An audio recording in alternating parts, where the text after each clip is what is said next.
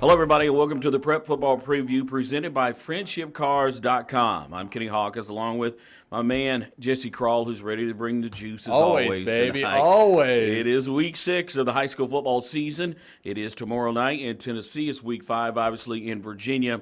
So let's preview our top games of the week. Game 1 begins with Dobbins Bennett and Greenville. Even though these two teams are different or in different divisions, they have two of the most storied traditions in high school football in Tennessee. 6A, Dobbins Bennett program, and then you're taking on a Greenville team that has won 4 state championships since 2010, a Dobbins Bennett program that has almost won 1,000 games in their storied program. Let's begin with Dobbins Bennett. This is a team. They lead the overall series when it comes to Greenville, 31-7. Mm-hmm. However, they've lost the last 3, including Joey Christian's debut season, in which he got beat pretty bad by Greenville. Well, that's the thing, too. I mean, a lot of teams, they have a losing record against Greenville. But on top of that, before we get started, this is actually not just our game of the week. This is the whole state game of the week, the whole state's game of the week. I think it's like the Titans, you had to vote on it. There was 4 games or something like that, maybe 5. But they won it by like a landslide. I think it was like 46% of the vote. And the winning coach gets $2,000 grant towards their program. So obviously there's a lot riding on the line on this besides bragging rights. But yeah, talking about Dobbins Bennett, they are coming off that win against Westridge. And we talked about this team, and we always bring it up. They have plenty of weapons, and there's guys that step up, but they don't have that breakout star player that is going to get that a lot of that attention. Now, you have the quarterback, Jake Carson, who obviously is solid under center. He's able to throw it and sling it around the field, and he's got that hose on him. But you also have the running back, Ishawn Graves. He's also a bell cow in the backfield, and I think before the season started, they were talking about how it's going to kind of be a running back by community, but this kid's literally ran away with the job. Hayden Schur, wide receiver. Ben Phillips is a great wide receiver as well. Jonathan Gillespie is another great wide receiver. So they have a lot of weapons, and I think if you're Dobbins Bennett, that's what you really need to have to combat this Greenville team, because we know what Greenville brings to the table. We'll get to them in a second. But this Green Devils team, you really need to, if your defense isn't going to stop them, you're going to have to go possession for possession, point for point with this Green Devils team. And I don't know what the right word would be, but I think it's just the immovable object versus the unstoppable force, because the defense for Dobbins Bennett is allowing 1.7 yards per carry. So I think we know what Greenville brings to the table. We know what we have in the backfield.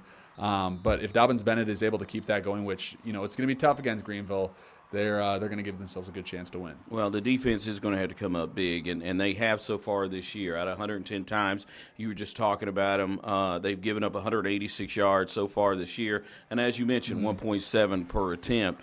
But they're going up against a Greenville team that got over 1,000 yards rushing, 145 attempts, and basically every time they touch the ball, 7.8. Let's talk about Dobbins Bennett's offense. Will this be the first time that Greenville is tested from an offense like Dobbins Bennett? You got Ishawn Graves, he's a leading rusher with 404 yards and 5 scores. And you just talked about Jake Carson, the quarterback. He's 708 yards and 10 touchdowns.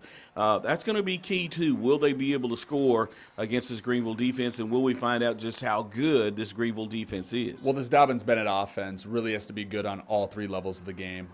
It's not just protecting Carson, because obviously we know what the secondary is for Greenville. We know those linebackers also bring the heat as well. So when Carson even does have time, he's going to have to be able to pick out his wide receivers, because this secondary is lethal for Greenville. They got a bunch of ball hawks that are able to, swarm the ball, not only, on that first level, in the flats and, the crossing patterns, but the long ball as well. I mean, they got guys that can rise up and, pluck that ball out like no one's business. I'm not a head coach, but I play one here on the Prep Preview Show, okay? And right here, X's and O's, baby. Right here, I'm undefeated. So let me ask you, do you think Dobbins Bennett takes the air out of the ball a little bit? Because to me, the best way you beat Greenville, obviously, you don't turn it over. But the other way is you take the air out of the ball. In other words, don't let their offense on the field. Well, that's the thing, too, is that I think Joey Christian really needs to do is, be able to pick up a good chunk of change per carry. And I think when you're doing that, and you're going to be able to see it in the first couple quarters, if they're able to move the ball and win the battle in the trenches, Dobbins Bennett's going to give themselves a good chance. But we know Greenville. I mean, they're not undefeated and rolling over teams just because they're getting lucky. They're winning the battle in the trenches. They're able to get pressure to the quarterback. They just beat Volunteers 63-7. Volunteers a solid team, But when you hold them to 7 points, you're obviously getting pressure on the quarterback. You're able to plug up those holes. You're able to stop them at the first couple of levels. But you know what? Think about something. Think about what you just said. Think about some of the teams they play. Yeah. And no disrespect, okay? You put 68 on Volunteer. You put 86 on Granger. Have they played anybody yet? I guess, I mean, other than, obviously, the obvious is Elizabethan. But other than that, I mean, the other three, I think, I mean, they had a tough opening game. It was on the road, obviously. That was in Knoxville. But these last two games have I don't even know if the jerseys got wet. I was just keeping it real. And that's the thing, too, is that, you know, Greenville has those weapons that have been battle-tested, and you have those guys that have been in those big-time moments. So they're not going to fold under pressure just a little bit from this Dobbins Bennett team. But that's a good point. I mean, this Dobbins Bennett team could prove to be a big test. And we look at Dobbins Bennett's, you know, score last week, 28-14 over Westridge. Westridge is a solid team. That's a good team. And are they better than Greenville? Probably not. No knock on Westridge, but we know, you know, Greenville is one of the top teams in the state. Yeah. Exactly. So, you know, when looking at this Dobbins Bennett team, they're going to bring a lot to the table. They are. They're going to, you know, bring a lot of juice, a lot of energy. I think they're going to have a chip on your shoulder like you just brought up with Joey Christian, you know, losing and getting dummied in that first game that he faced Greenville. So I think there's going to be a chip on their shoulder. I know they think they have the card stacked against them. And, you know, there's going to be a lot of momentum on this Dobbins Bennett team thinking that they're written off, that everyone's hopping on this Greenville bandwagon, which rightfully so. But this Dobbins Bennett team, they're definitely going to be motivated. Yeah, I think they will. And we had an opportunity to talk to Joey Christian and his quarterback, Jake Carson, earlier this week about this upcoming game with Greenville. They're not, you know, they're not tricky at all. But what they do, they are very, very, very good at. They are an extremely good football team. We have, there's no doubt, we have our hands full. It's, you know, what they do it good, and they do it real fast. So, you know, we just. We've got to find some way to limit the explosive plays. They hit too many big plays on people. So somehow we've got to be able to eliminate those big plays. They're really fast, really athletic, be easily the best team we've played all year, and they're gonna bring it to us. It would mean a lot. You know, I think are the best team in the area besides us, and you know, they have a really good team, really good culture there, and it would mean a lot for us to be able to get away with a win. They're a team that I think everybody across the state understands the weapons that they have, and you know, the kind of players that they have. And so you know, for us, it's a Friday night. It's a non-region game, but it's a game that we certainly intend to show up, play out, give our best effort to, and hopefully come out of there with a W. You know, while putting this sound together, I actually had to chuckle a little bit. You know, I love Joey to death, but he was just an inch away from saying it's just another Friday night. He knows that it's not. It's I not. mean, you're taking on, I don't care if you're 6A and they're 5A or 4A. This is the number one 4A team in the state. It is a 4A team, Greenville, which is scoring 56 points per game, the second best average in the state. The Indians are surrendering 9.6 points. Can this DB defense shut down this Greenville offense? That's what I'm saying. It's the movable object versus unstoppable force, and that's what I'm saying. And then I'm going to be honest with you. I'm not going to, you know, say congrats to me, pat myself on the back, but just a little bit. But I did say Greenville was going to put up 45 a game, and people started chuckling a little bit. And I go, you just watch, man. They're going to put up points. And I think we just heard that. Yeah, exactly. It's crazy what this team is doing, you know, a pop. So it just really is interesting to see this Greenville offense kind of motor and move around the field, because they do have so many weapons, and it's surprising how they're able to find all these guys, because usually when you have someone like a Mason Gudger, you got to hand the ball off to him 20, 30 times. That he doesn't need that. He just needs a wide open space, and that kid is gone. And that's obviously why he was one of our News Channel 11 Players of the Week. And I was talking to Coach Pradlin that week, and it was kind of funny saying, man, you've seen some of the stats before. I go, I have seen some of the stats. I could give this Player of the Week award to you guys every single week. And, you know, he was kind of chuckling. And I go, man, you got about 3 or 4 guys that could earn it. And, you know, another one of those guys is Jacoby Gillespie, who's obviously a great wide receiver, but he's also an amazing defensive back. He's got those hops. He's going to Radford D1 basketball school. But, you know, it's just one of those things. Or maybe he's not committed. I think he got an offer. He's getting D1 offers. I don't know if he's committed yet. But either way, just being able to see this offense moves. I mean, you got Jaden Stevenson, you got Ajonte Dabbs. Brady Quillen's also done a solid job under center. I think what this offense really needs to see, though, is like you just said, can they be battle tested? Can they, compete with teams that are going to push them all 4 quarters instead of, 3 quarters or maybe even a half? It's one of those guys that, I should say, it's one of those teams that you just don't know what you're going to get when they are battle tested down in that 4th quarter because they haven't been tested. Now, they have a lot of guys with a lot of experience, but, this Dobbins Bennett team has also been one of those teams that is gritty and ready to fight. So I think we're in for a really, really good show. I think we are, too. In fact, I'm going to be honest with you. When you take a look at Greenville, it's like me going to the refrigerator right after I've just gone to the grocery store, and I feel like Brady Quillen, and I'm sitting here and I'm hungry, and I don't know what to get. Because there's so much there in the refrigerator. That's how he is at quarterback. There is just so much. I mean, you talked about Mason Gudger, who's already been our player of the week so far this year.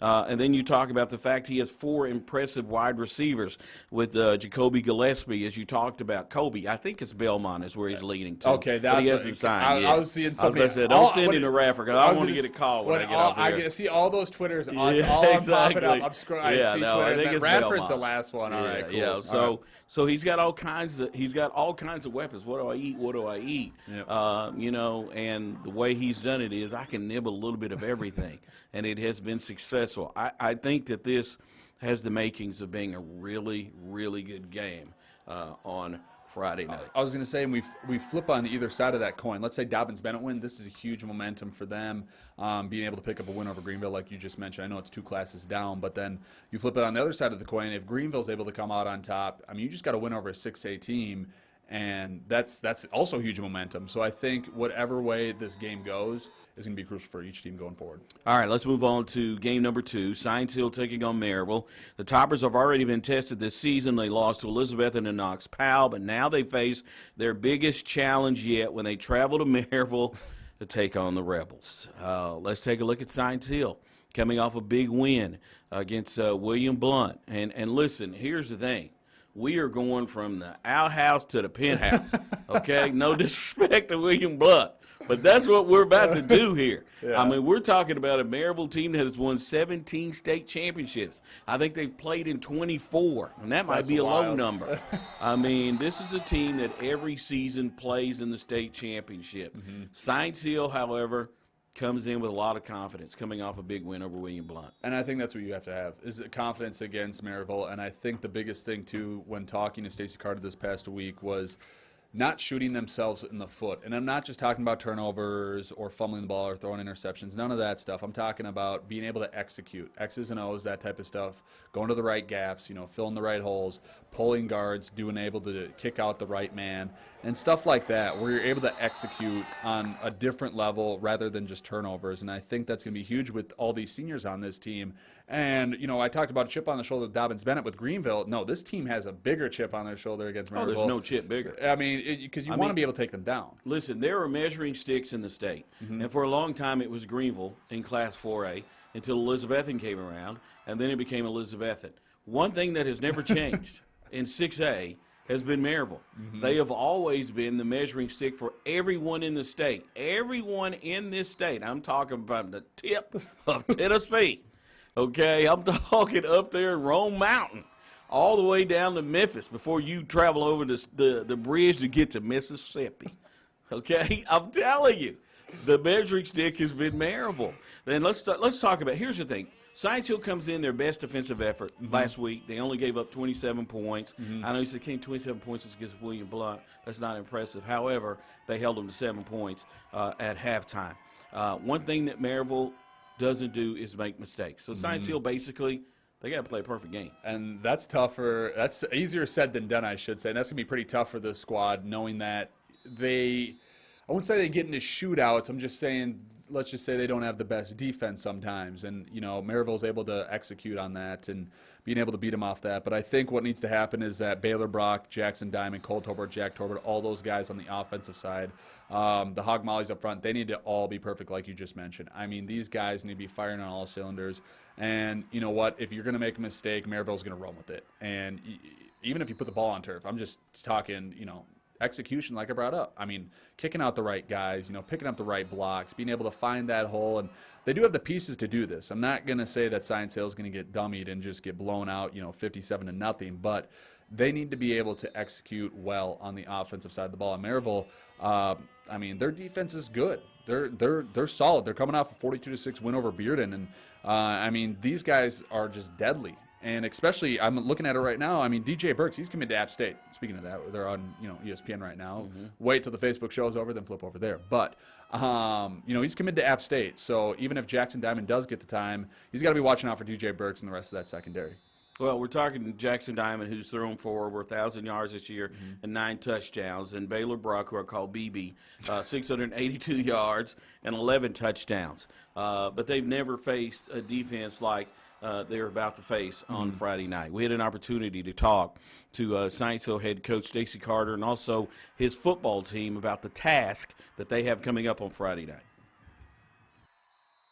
They got a good running back. I mean, they've always had a good team.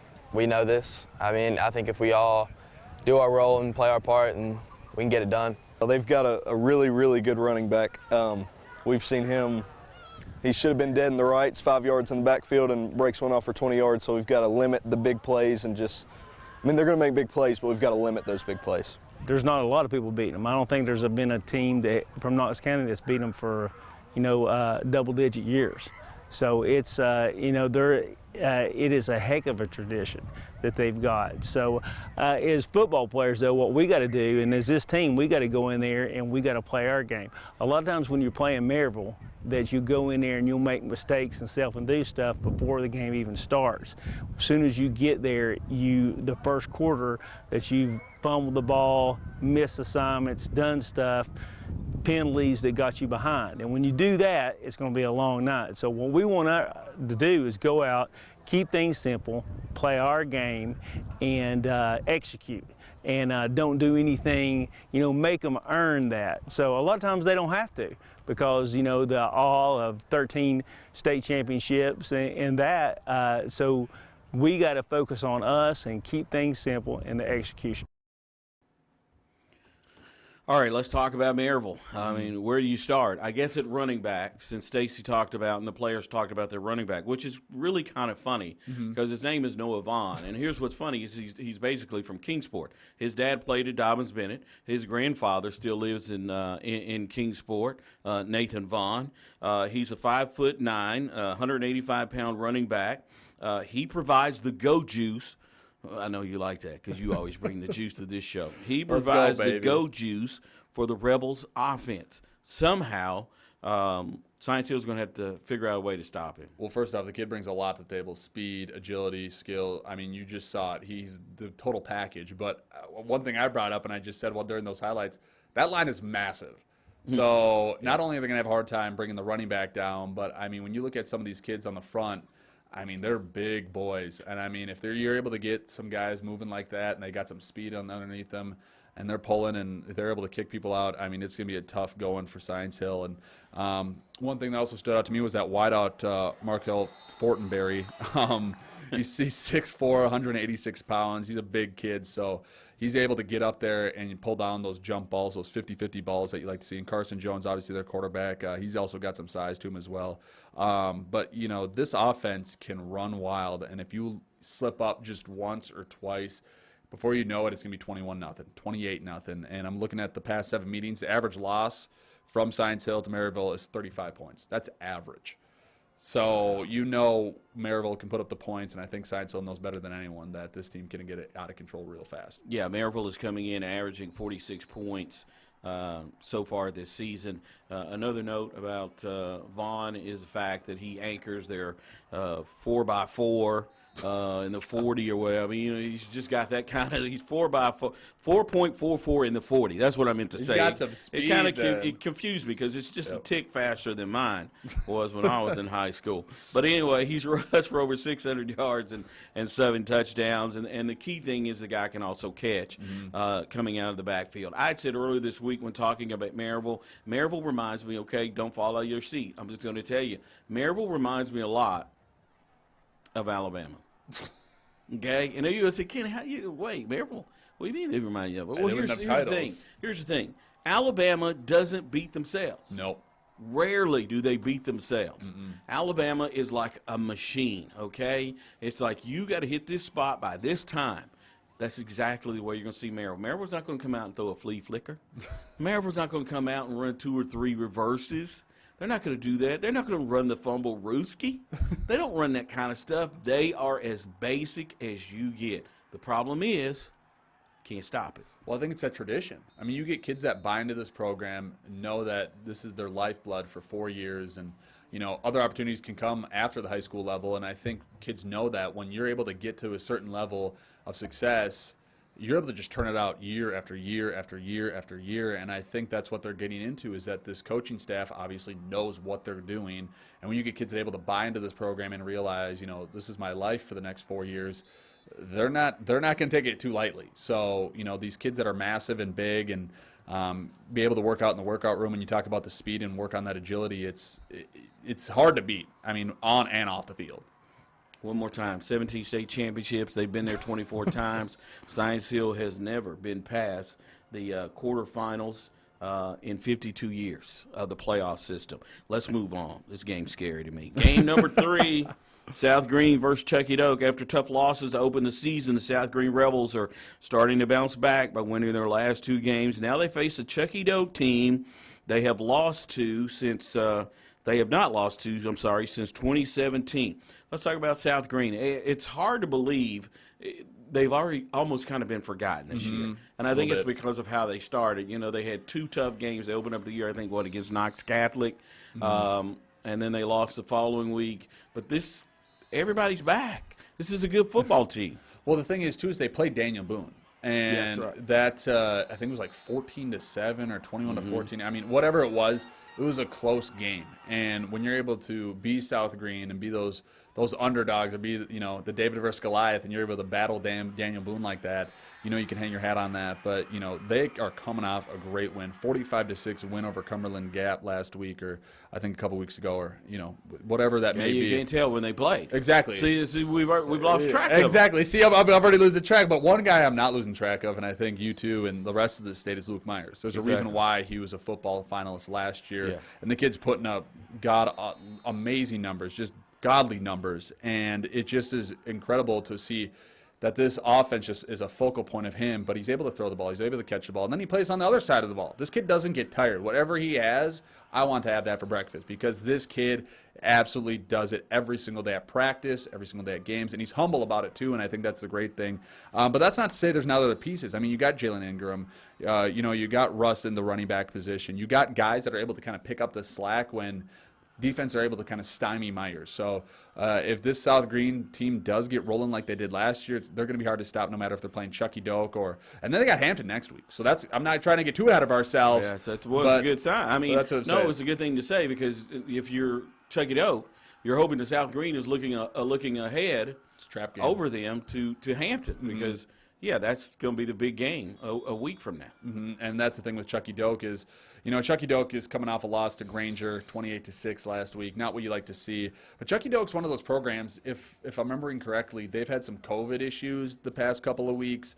I think they've had a game postponed, or 2 games, and then they've had COVID inside the program. And it's just one of those things where it's kind of one of those things where we saw it last year. It puts a halt on the season, and it kind of stops any momentum you have.